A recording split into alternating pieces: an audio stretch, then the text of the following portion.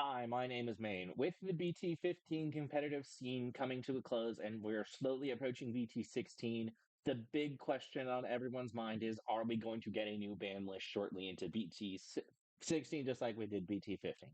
So if they're going to announce a ban list, they're going to do it here pretty soon. And so I've just compiled a couple of cards that the community and I feel could potentially be hit in the future of the card game. So recently in Japan for Worlds, the deck that won was Security Control. Security Control has been in this game since about BT5 or so, maybe BT6. But really, the deck has remained unchanged since about BT8, where this card is still pretty much this. These cards pretty much have the engine of just recovering your security, and then filling your deck with removal options to help protect yourself,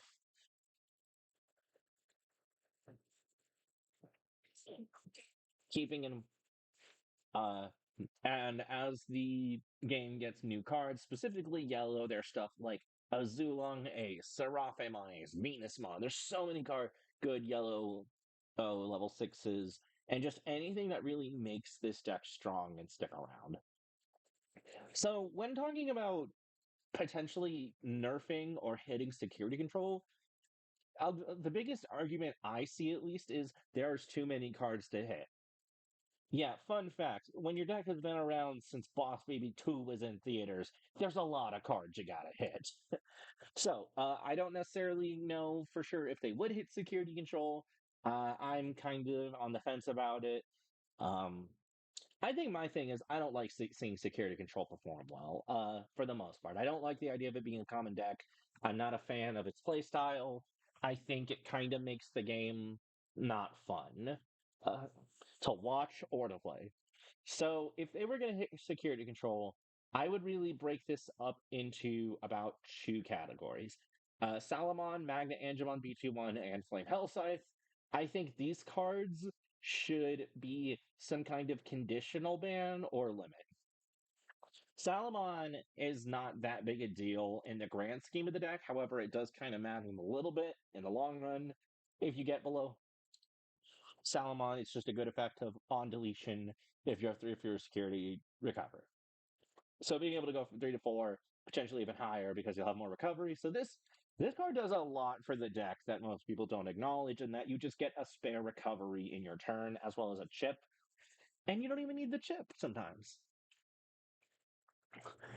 Longtime players of the game will probably remember back in like the BT2 days of Shine Greymon, or I should say BT 1.5 Shine Greymon. This card did a lot because if you were ever getting at least a little low, you could immediately recover yourself back. Like this card is stupid good. I don't think they would ever actually hit this card, but it could happen.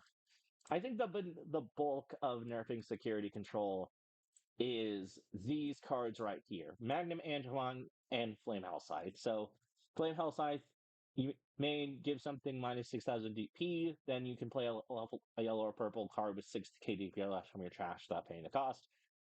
And then its security effect is just the same. Magna Angemon on play, a trigger recovery 1 from the deck, and it's inheritable for every 3 security you have, you get 1,000. So this is very much the focus point of the deck, and it's also kind of how you get around it. Like, if I feel like if hitting something in security, hitting this in security is a death sentence because you're going to be DP reduced, and then your opponent is going to get a recovery back and a spare body. And with the advent of the ace mechanic, you now have to worry about things like a Zulongmon, and here in a couple of months, Seraphimon. So like these cards are insane. I feel like if one or both of these cards were potentially banned or nerfed or limited, I should say, the deck would be just fine and still playable. It would just not be as super good as it is now. Like, uh, I've I personally, again, what I think these three cards should be some kind of conditional ban. You can't have all three of these cards in your deck. If you can't have 2 out of 3 of these cards in your deck, so like, okay, your opponent probably won't run Flame Hell Scythe. They'll just focus on the recovery with Salamon or Magma Angemon, probably Magma Angemon. And the same thing can be said for the any other combination of these three cards. Like And hey, if they do decide you can't run any of these cards, what's more likely just going to happen is the security control players, they're going to focus on the Magna Angemon Ace, the Angelwomon Ace. It's like the deck will be just fine without these three cards. They won't be able to abuse the recycling of Flame Hellscythe. And hey, honestly, if they're desperate, uh, the friendship, the do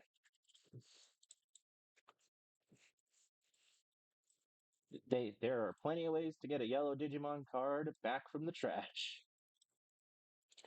Excuse. So yeah, I feel like if these three cards were hit together in some way, the deck would be much more manageable to play against.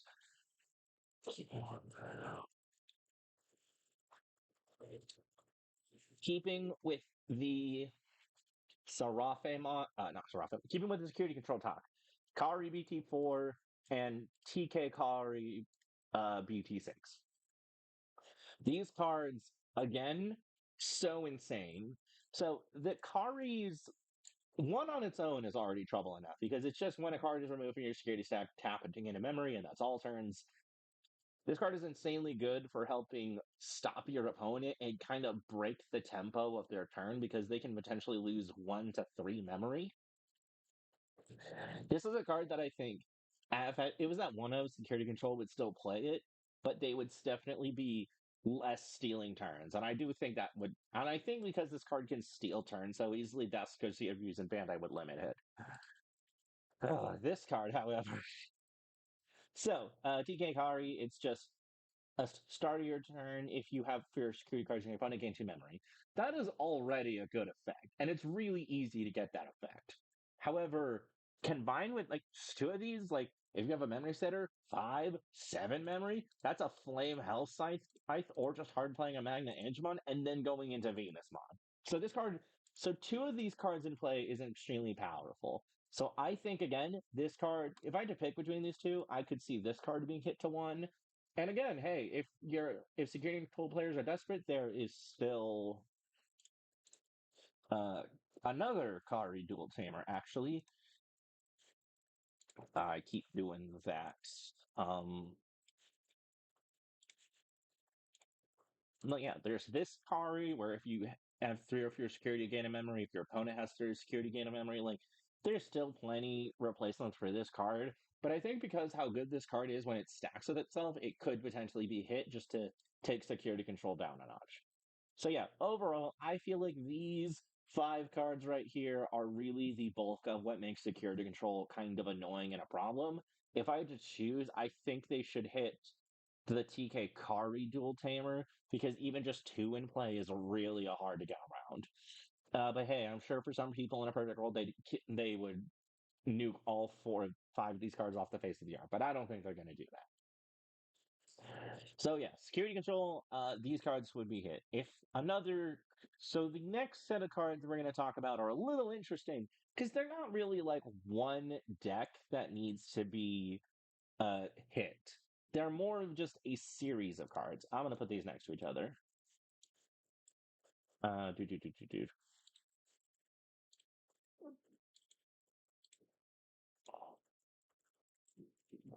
Honestly, I should record the whole video like this. Okay.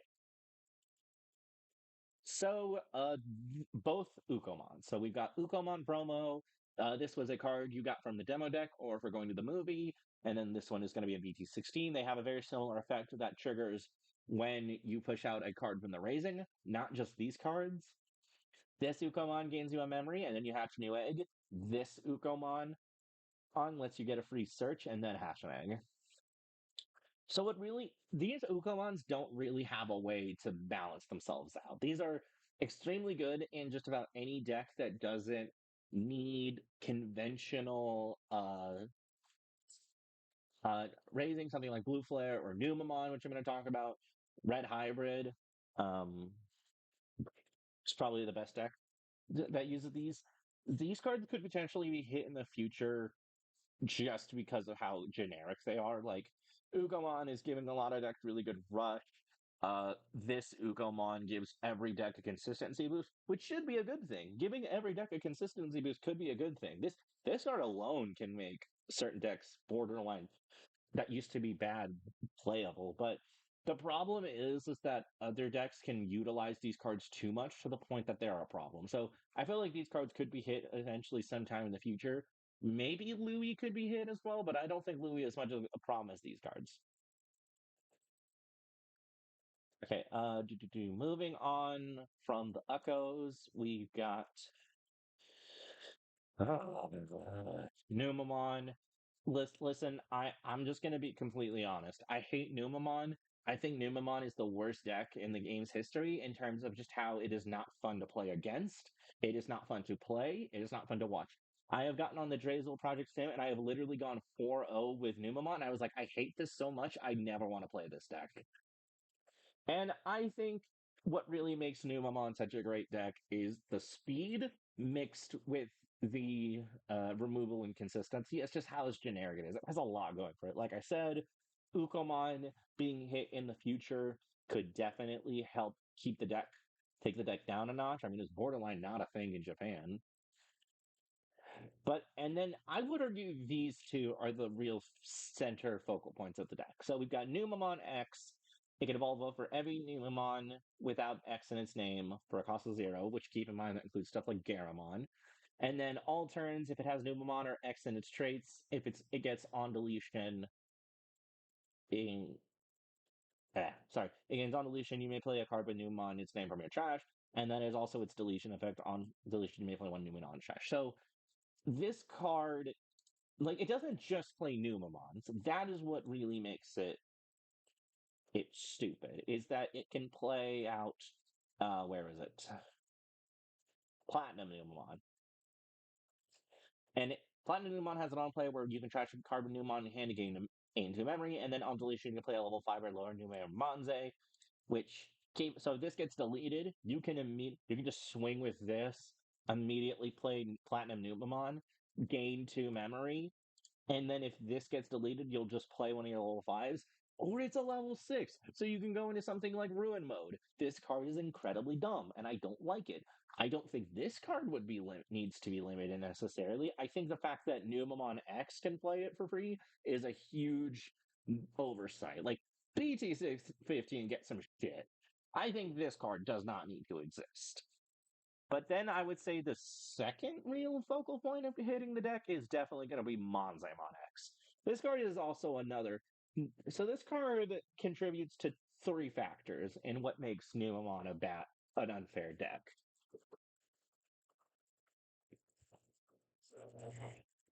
And we can actually work our way down. When Digivolving, if it has Numemon or X Digimon in its sources, you can play a Numemon or level 3 card from your hand without paying the cost.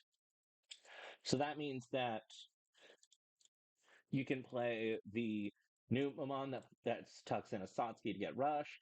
You can play this Numemon and then evolve over it to get that float effect. You can play this and then evolve over it to get a blocker. Or if this gets deleted, or you can play Ukomon. And then with its second effector is ties with its other.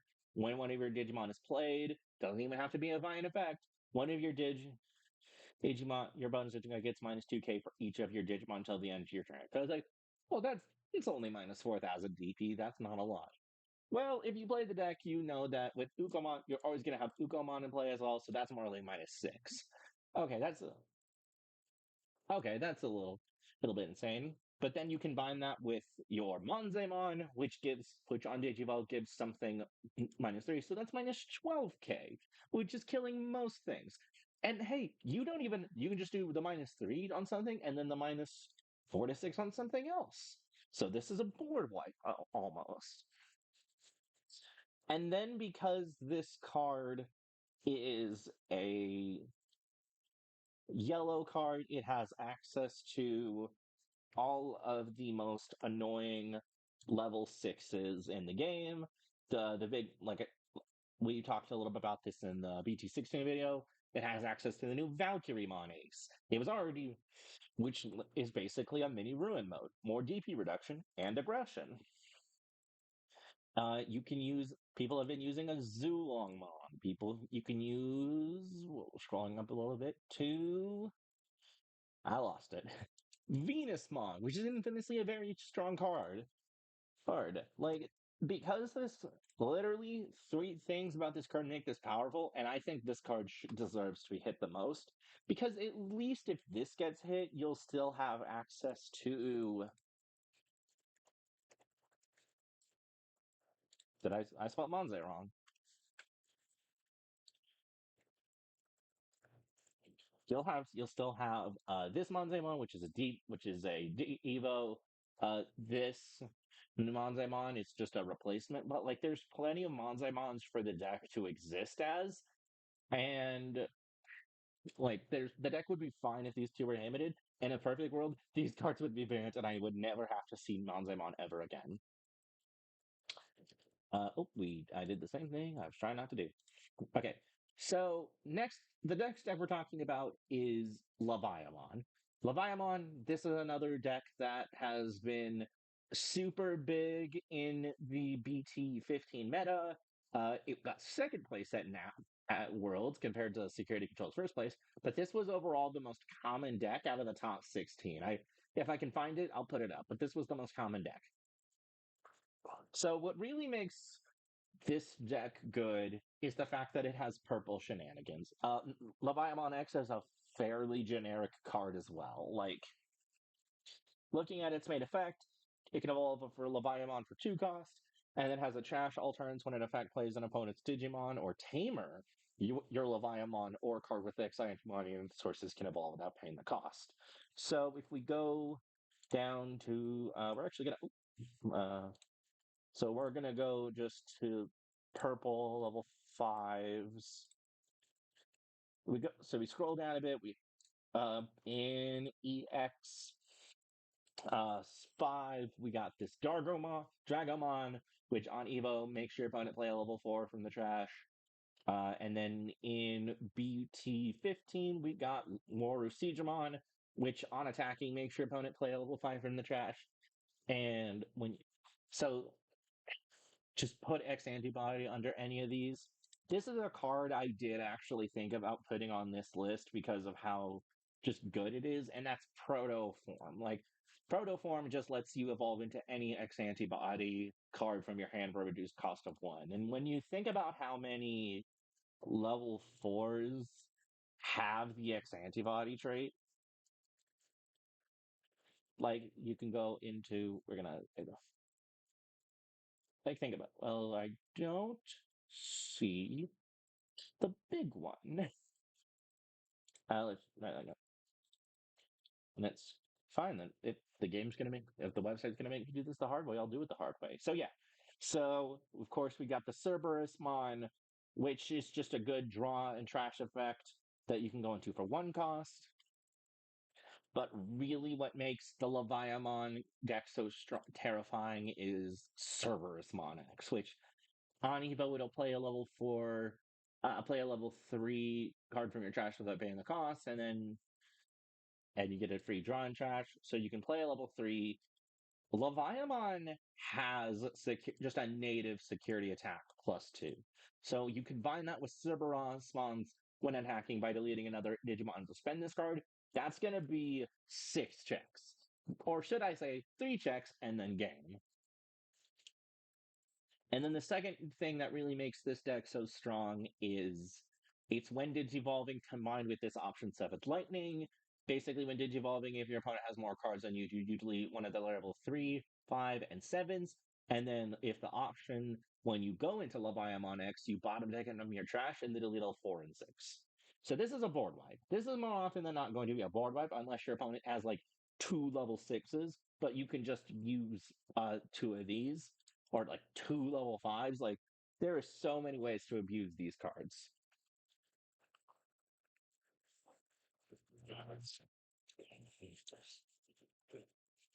I believe with how common this deck is in the competitive scene and how it's still going to be relatively good in BT16, I think I could see them hitting this card as it kind of limits the future for purple. Like, let's flash forward into the future a little bit. Let's go to EX6. Like, that was a mostly purple set, right? Well, if you look at the purple stuff, none of this is really good for Leviamon. Like, none of this is generic. This is very archetypal for the most part. Uh, Like this is all about the Witchmon line is Lilith stuff. There's Devimon stuff. There's nothing really for like generic purple. And then we go to BT17. We scroll down. What do we get in purple? Not much. Purple just kind of gets random stuff. And then, like, not even a full Kazuchi line. Like, the main thing is this new Dexter Ruga stuff, and I would argue that's more archetypal than color wise. So, yeah, Leviamon is kind of limiting the future of purple decks at the moment, and they've banned decks for that reason in the past. So, yes, that's why I believe that Leviamon could potentially be hit come BT16. If only just because it's how it is in the for the future. They could also just lay off purple for a couple formats and then decide, okay, it's been a while, let's make more generic purple stuff. And the last card I'm going to talk about is the new Numemon X. So because of how should I say, prevalent Apocalypse was in the Japanese meta and how there wasn't really anything you could do to get around it, they decided to limit that to one. So they've hit secret rares before. People have very much complained about its effect and how it gets immunity from your opponent's cards without necessarily needing any like reason. Like, security trashing? Okay, holy wave. Like, there's so many ways to get this card's immunity effect, and there's not any way to out it. However, there are ways around this deck. Like one thing I neglected to mention it in the BT16 video is how because the Rapidmon deck, which is super common, has a blocker, it can kind of help you keep your opponent from getting access to their Magnamon X's effect. So there are ways around this deck, and while it was super common in the competitive scene, I don't think they will hit it because it was just competitive. If it, like I said, I could be wrong. They could totally hit this deck. Personally, I think they'll leave this guy alone. And then, like I said, retroactively, okay, maybe throw Protoform on there just because it reduces cost for nothing. Like, so yeah, this is not necessarily my BT16 ban list. This is more like my potential targets if I had to really pick any of these cards to be hit. Um,